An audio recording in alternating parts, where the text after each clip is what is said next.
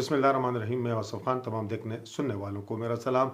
पूरे मुल्क की नज़रें कराची की बल्दियाती इंतखाबात पर थीं और कोई 30-32 घंटों बाद इलेक्शन कमीशन ने जो 235 यूनियन कौंसलें हैं उनके नताइज जारी किए हैं। गो के पाकिस्तान पीपल पार्टी ने सबकत ली है, लेकिन जमात इस्लामी ने वहाँ पर गैर मामूली कारकर्दगी का मुजाहरा किया है। पाकिस्तान तहरीक इंसाफ की शिकस्त की वजह क्या बनी और पाकिस्तान पीपल पार्टी अक्सरियत के बावजूद मेयर की दौड़ से क्यों बाहर हो रही है, ये आपको बताएंगे। साथ ये भी बताएंगे कि इमरान खान की ऐसी क्या मजबूरी आ गई है कि वो पार्लियामेंट में वापस जा रहे हैं। एक बड़ा यू टर्न उन्होंने लिया है और उन्होंने ये अंदेशा दिया है कि वो पार्लियामेंट वापस जा रहे हैं। ये भी आपको बताते हैं कि परवेज़ इलाही की मुस्लिम लीग काफ क्यों मजबूर है कि वो पीटीआई का हिस्सा बने। आज जो उनका पार्लिमानी पार्टी का इजलास था तो उसमें क्या ये फैसला हुआ और आखिर में जो मुल्क के नामवर कानूनदान थे, जो सुप्रीम कोर्ट बार के साबिक सदर थे अब्दुल लतीफ़ आफरीदी, जो अवामी नेशनल पार्टी के साबिक सूबाई सदर भी रहे हैं, तो उन्हें बेदर्दी से कत्ल किया गया पेशावर हाई कोर्ट के बार रूम में। तो इस वाक़े के हवाले से भी कुछ तफसीलात आपके साथ शेयर करेंगे, लेकिन शुरुआत करेंगे कराची के बल्दियाती इंतखाबात से। लेकिन उससे पहले हमारे अपने उन तमाम दोस्तों से गुजारिश होगी कि जिन्होंने अब तक हमारा ये चैनल सब्सक्राइब नहीं किया कि हमारे इस चैनल को सब्सक्राइब भी करें, बेल आइकन का बटन भी दबाएं और इस वीडियो के हवाले से कमेंट्स बॉक्स में अपनी राय का भी ज़रूर इजहार करें और साथ साथ हमारी इस वीडियो को शेयर और लाइक भी करें। तो चलते हैं कराची के बल्दियाती इंतखाबात की जानब। गो के 30-32 घंटों बाद इलेक्शन कमीशन ने 235 यूनियन कौंसलों में ये इलेक्शन हुए तो उनके नताइज तो जारी कर दिए हैं, लेकिन इतनी ताख़ीर पर बहुत तशवीश का इजहार भी किया गया। जमात इस्लामी ने इस पर शदीद एहतजाज किया। जानबूझकर ये ताख़ीर जो है ये नताइज बदलने की इसमें कोशिश की गई। उन्होंने तो पाकिस्तान पीपल पार्टी पर संगीन इल्ज़ामात लगाए हैं कि उन्होंने जो अपना हुकूमती असर रसूख है, जो हुकूमती मशीनरी है, वो इस्तेमाल की। जो जमात इस्लामी कराची के अमीर है हाफिज़ नईमुर रहमान, उन्होंने तो यहाँ तक कहा है कि हमारे नताइज को, हमारी फतह को शिकस्त में बदलने के लिए, हमारी पहली पोजीशन को बदलने के लिए, हमारी पहली पोजीशन को किसी तरीके से पीछे करने के लिए ये सारा ड्रामा किया गया। 12 इलेक्शन कमीशन ने अब तो नताइज जारी कर दिए हैं और पहले आपके साथ नताइज शेयर करते हैं, साथ आपको पार्टी पोजीशन बताते हैं। ये भी बताते हैं कि पीपल पार्टी जो इस वक्त सबसे पहली पोजीशन पर है तो वो मेयर की दौड़ से बाहर क्यों हो गई है, ऐसी क्या वजह है कि वो मेयर की पहली पोजीशन लेकर भी मेयर की दौड़ से बाहर है। बहरहाल सबसे पहले आपको नताइज बताते हैं। तो पाकिस्तान पीपल पार्टी ने 93 नशस्तें ली हैं। साथ साथ जो जमात इस्लामी दूसरे नंबर पर रही है, गैर मामूली कारकर्दगी का उन्होंने मुजाहरा किया है। 86 नशस्तें। पाकिस्तान तहरीक इंसाफ जिन्होंने सन 2018 के आम इंतखाबात में एक तरह से कराची से क्लीन स्वीप किया था, कौमी और सूबाई नशस्तों पर उन्होंने MQM को बिल्कुल बिछाड़ के रख दिया था, तो उन्होंने सिर्फ 40 नशस्तें ली हैं। मुस्लिम लीग नून के हिस्से में 7 नशस्तें आई हैं। 3 नशस्तें JUI ने हासिल की है। JUI के लिए भी ये तशवीश की बात है। और साथ साथ TLP ने 2 नशस्तें ली हैं। महाजर कौमी मूवमेंट ने एक नशस्त ली है। 3 आज़ाद उम्मीदवार कामयाब हुए हैं। अब आपको बताते हैं कि पाकिस्तान पीपल पार्टी पहली पोजीशन पर 93 नशस्तें लेकर भी मेयर की दौड़ से क्यों बाहर हो गई है, ये तज्जिया आपके सामने पेश करते हैं। तो सबसे पहले आपके साथ जमात इस्लामी और उनके जो मुमकिना हम ख्याल जमातें हैं उनकी सीटें जो हैं उनकी तादाद जमा करते हैं और फिर बताते हैं कि जो कराची का सिटी मेयर है वो किस तरह जमात इस्लामी का बन सकता है, हाफिज़ नईमुर रहमान बन सकते हैं। तो PTI का तो पीपल पार्टी के साथ इत्तेहाद हो ही नहीं सकता, ये नामुमकिन बात है। इसके अलावा छोटी मोटी जमातें इधर उधर हो सकती हैं, लेकिन हम पहले आते हैं जो जमात इस्लामी और उनके हम ख्याल जमातों की जानब। जमात इस्लामी की 86 नशस्तें हैं। PTI मुमकिन तौर पर जमात इस्लामी से इत्तेहाद करेगी, उनकी 40 नशस्तें हैं।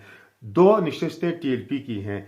एक महाजर कौमी मूवमेंट की है, 3 आज़ाद नशस्तों पर लोग कामयाब हुए हैं। JUI हमने जमात इस्लामी वाली फहरिस्त में शामिल नहीं की। इसके बगैर अगर आज़ाद उम्मीदवारों को शामिल करके ये 132 सीटें बनती हैं, और अगर आज़ाद उम्मीदवारों को भी पीपल पार्टी अपने साथ मिला ले तो फिर भी ये 129 बनते हैं। अब पीपल पार्टी वाले चार्ट पे आ जाते हैं तो पीपल पार्टी के 93 मेंबरान हैं, 7 नशस्तें मुस्लिम लीग नून ने ली हैं। जाहिर है वो इस वक्त वफाक में, चूंकि पाकिस्तान पीपल पार्टी उनके साथ इत्तेहादी, तो हम मुस्लिम लीग नून को उनके साथ शामिल करते हैं, तो ये हो जाते हैं 100। JUI के 3 मेंबरान हैं, वो भी हम PDM के साथ ही शामिल कर लेते हैं क्योंकि ये PDM की जमातें हैं, तो ये हो जाते हैं 103। और अगर आज़ाद उम्मीदवारों को भी शामिल कर लें तो ये हो जाते हैं 106। अगर TLP को भी इनके खाते में शामिल कर लें तो ये हो जाते हैं 108।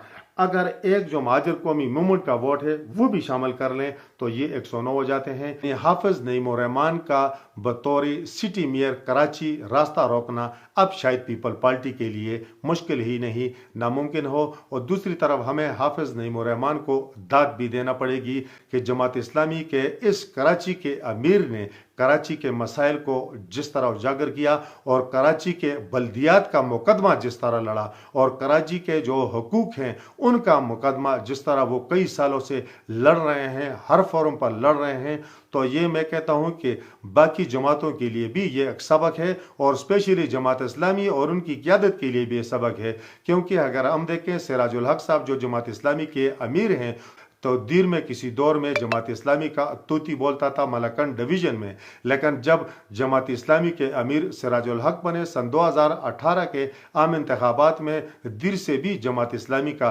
सफाया हुआ। और हाफिज नईम रहमान को दाद इसलिए देनी चाहिए कि उन्होंने खुद को बड़ा लीडर नहीं कहा, वो एक वर्कर की तरह लड़े हैं, कराची के हक के लिए लड़े हैं, कराची के मसाइल को उजागर किया है और कराची के हुकूक का मुकदमा न सिर्फ सड़कों पर लड़ा है बल्कि अदालतों में भी लड़ा है, हर फोरम पर लड़ा है। और यही वजह है कि कराची के अवाम ने इस बल्दियात में उनका भरपूर साथ दिया।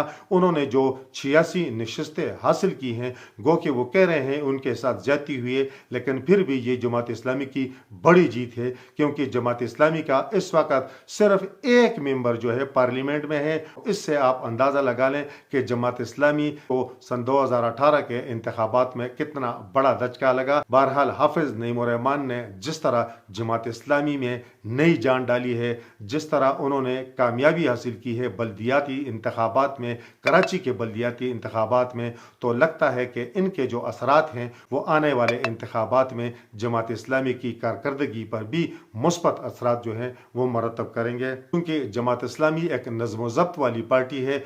हाफिज नईम रहमान जो है वो ग्रास रूट लेवल से आए हैं। वो जमात इस्लामी ही के जो मरहूम साबक सिटी मेयर कराची थे नेमतुल्लाह, उनके नक्शे कदम पर चलेंगे और कराची की भरपूर खिदमत करके रोशनियों के इस शहर की रौनकें भी बहाल करेंगे, इसकी तरक्की के लिए इकदाम भी करेंगे।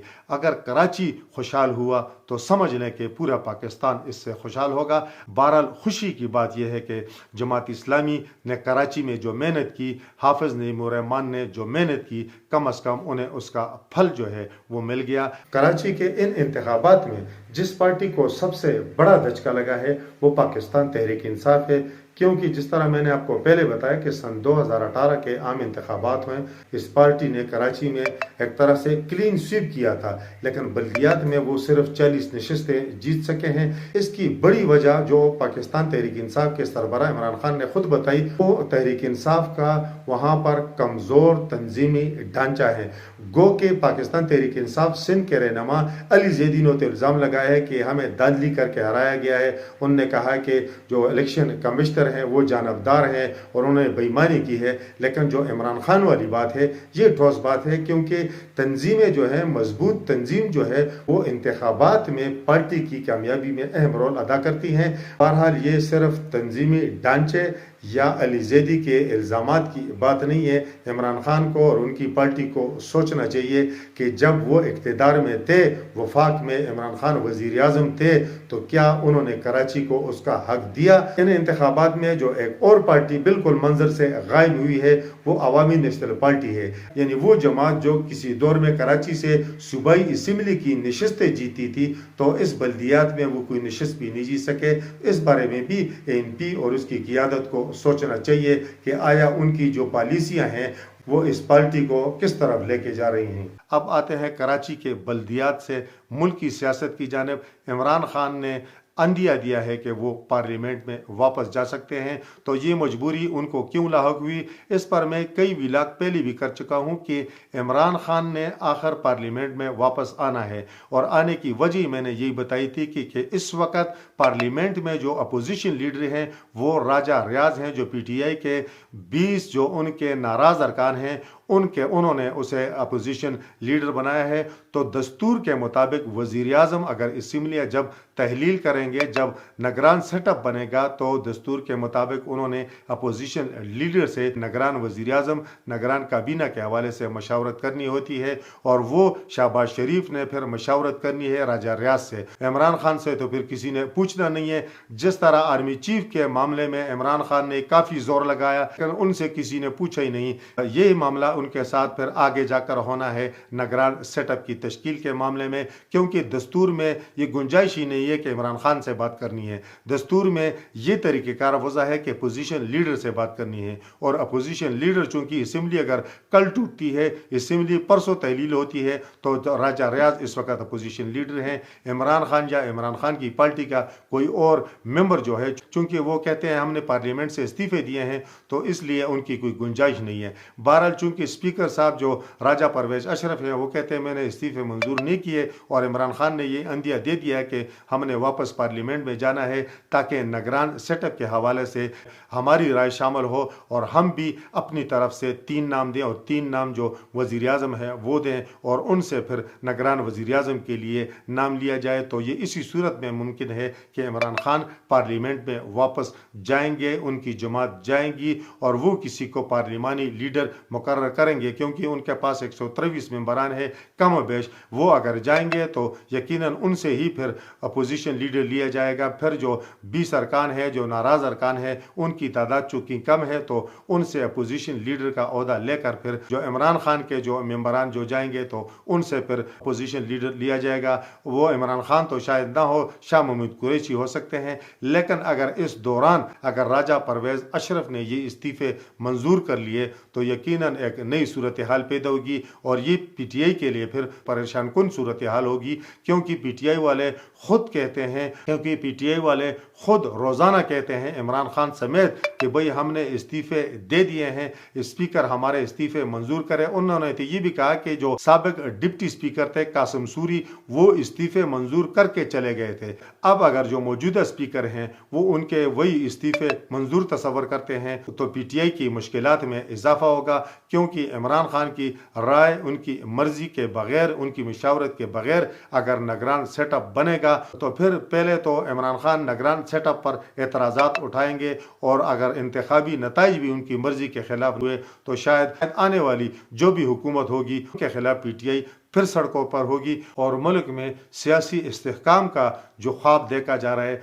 तो फिर वो शर्मिंदा ताबीर न हो सके।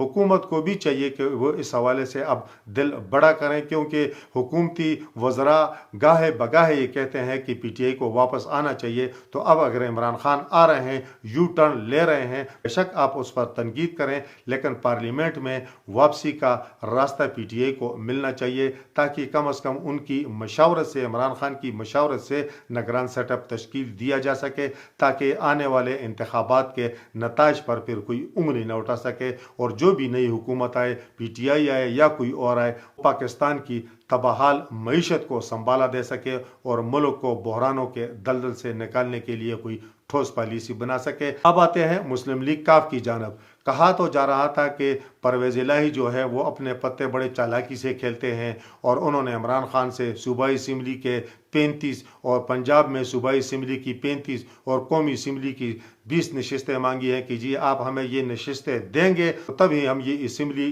तोड़ेंगे। इस तरह की बहुत सारी बातें सामने आ रही थी। تھی اور عمران خان بھی اس صورتحال سے لگ رہا تھا کہ خاصے وہ پریشان ہیں، بلکہ اندر سے وہ پرویز الہی پر کافی غصہ بھی تھے، کیونکہ بہت ساری انٹرویوز میں پرویز الہی نے براہ راست عمران خان کو للکارا، ان پر تنقید بھی کی، لیکن چونکہ اسمبلی کی تحلیل کا اختیار پرویز الہی کے پاس تھا تو عمران خان کے پاس چپ رہنے کے علاوہ کوئی چارہ نہیں تھا۔ چونکہ پنجاب اسمبلی تحلیل ہو چکی ہے تو گزشتہ ہی روز آپ نے سنا ہوگا کہ عمران خان نے پرویز الہی کو، مونس الہی کو کہا تھا کہ آپ اپنی اس پارٹی کو اب پی ٹی آئی میں ضم کر لیں۔ میں نے تو یہ بھی کہا تھا کہ اس وقت تو عمران خان پرویز الہی کی ساری فرمائشیں مان رہے ہیں، ساری بلیک میلنگ کے سامنے بے بس ہیں، یعنی جب پرویز الہی وزیر اعلیٰ تھے، منتخب وزیر اعلیٰ تھے، لیکن جب یہ اسمبلی ٹوٹ گئی تو پرویز الہی کے خلاف اگر عمران خان نے گجرات میں پی ٹی آئی کا امیدوار کھڑا نہ کیا تو انہیں نشستیں دینے کا، انہیں سیٹیں دینے کا، کاف لیگ کو اتنی سیٹیں دینے کا سوال ہی پیدا نہیں ہوتا۔ اس وقت عمران خان مجبور ہیں، اس لیے وہ باتیں مان رہے ہیں۔ اب وہی ہو رہا ہے کہ عمران خان نے پرویز الہی، مونس الہی کو کہا ہے کہ اگر آپ نے ہمارے ساتھ چلنا ہے تو آپ پی ٹی آئی میں اپنی جماعت کو ضم کر لیں۔ پرویز الہی کی سربراہی میں جو کاف لیگ کی صوبائی پارلیمانی پارٹی کا جو اجلاس ہوا، اس میں اکثریت نے پی ٹی آئی میں ضم ہونے کی منظوری دی ہے، یعنی کاف لیگ کا شیرازہ تو پہلے ہی بکھر گیا تھا جب پرویز الہی، عمران خان اور چودھری شجاعت جو ہے پی ڈی ایم کے ساتھ چلے گئے تھے، جو اب رہی سے کاف لیگ ہے۔ لگتا ہے کہ اس کا قصہ بھی تمام ہونے والا ہے اور کاف لیگ، پرویز الہی، مونس الہی اور ان کے جو ہم خیال سابق اراکینی صوبائی اسمبلی ہیں، اسمبلی تحلیل ہو چکی ہے اس لیے وہ سابق اراکینی اسمبلی ہو چکے ہیں، تو وہ جو ہیں وہ پی ٹی آئی میں جا رہے ہیں۔ اگلا الیکشن جو ہے وہ بلے کے نشان پر لڑیں گے۔ چودھری شجاعت حسین، انہوں نے پرویز الہی کو شوکاز نوٹس جاری کیا ہے اور کہا کہ صوبائی جماعت کس طرح کاف لیگ کو پی ٹی آئی میں ضم کر سکتی ہے۔ تو ایک بات تو طے ہے کہ کاف لیگ الیکشن کمیشن کے پاس رجسٹر ہے تو وہ چودھری شجاعت کے نام سے ہے، یعنی وہ پارٹی کے سربراہ ہیں، ان کی مرضی کے بغیر کاف لیگ کو کوئی ختم نہیں کر سکتا۔ لیکن یہ چونکہ مذاق خیز بات ہے، اب نئے انتخابات ہونے والے ہیں، پرویز الہی ان کے ممبران کی رکنیت ختم ہو چکی ہے، اب اگر وہ ذاتی حیثیت میں بھی پی ٹی آئی میں شامل ہونا چاہیں گے تو چودھری شجاعت جو ہیں وہ انہیں روک نہیں سکتے، یہ اختیار ان کے پاس کم از کم نہیں ہے۔ آخر میں آپ سے وہ افسوسناک خبر شیئر کرتے ہیں جو گزشتہ روز ملک کے نامور قانون دان، سپریم کورٹ بار کے سابق صدر عبداللطیف افریدی کا پشاور ہائی کورٹ کے بار روم میں بہیمانہ قتل ہوا۔ وہ دیرینہ دشمنی کی بین چڑھے ہیں۔ جس طرح آپ کو یاد ہوگا کہ کچھ عرصہ پہلے ثوابی انٹرچینج پر انسدادی دہشت گردی کی عدالت کے جج آفتاب افریدی کا قتل ہوا، ساتھ ان کی اہلیہ تھی اور بچے بھی تھے، وہ قتل ہوئے تھے، تو اس مقدمے میں بھی عبداللطیف افریدی کو نامزد کیا گیا تھا ملزم۔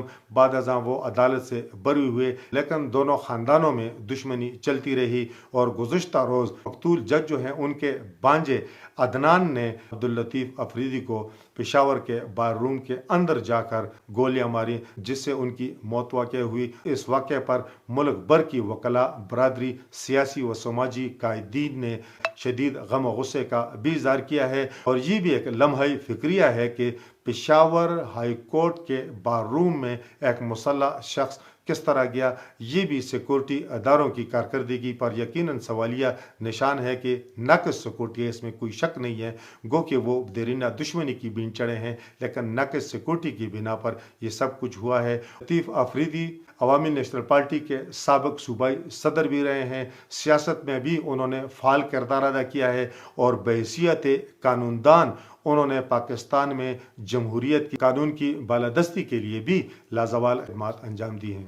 پولیس نے جو ملزم تھا اسے بعض ازاں گرفتار کر لیا ہے اور میڈیا رپورٹس کے مطابق ملزم نے اپنے جرم کا بھی اعتراف کیا ہے۔ یقیناً پشاور ہائی کورٹ بار روم میں جگہ جگہ سی سی ٹی وی کیمرے لگے ہوئے ہیں اور ملزم کی تمام حرکات، سکنات اور اس واقعے کی فوٹیج بھی موجود ہوگی، جس سے مجاز اداروں کو انصاف کے تقاضے پورے کرنے میں بھی آسانی ہوگی۔ اس وقت تک کے لیے اتنا ہی۔ اللہ حافظ۔